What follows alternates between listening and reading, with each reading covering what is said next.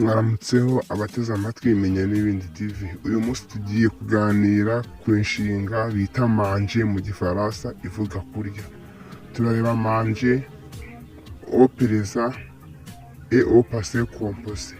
Ibisobanuro byayo muri passé composé no muri présent mu kinyarwanda.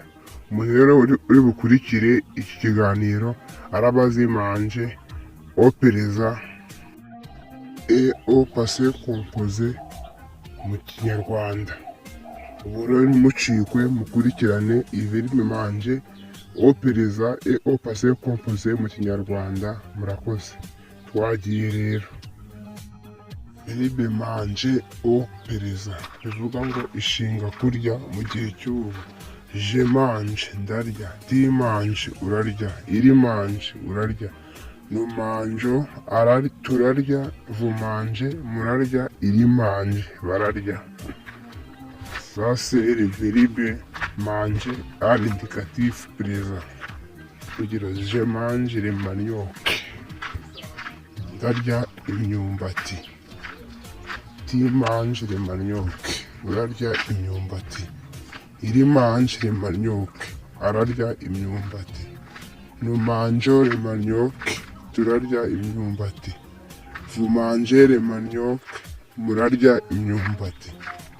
Il mange le manioc, bararya imyumbati.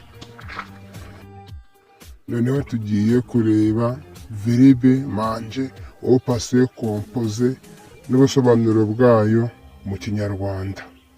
Turangije au présent, ubu tugiye kuyireba au passé composé n'ubusobanuro bwayo mu kinyarwanda.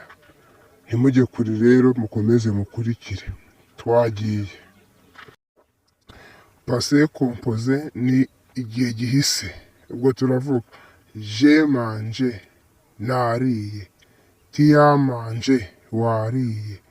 Il a mangé, yariye. Nous avons mangé, twariye. Vous avez mangé, mwariye. Ils ont mangé, bariye.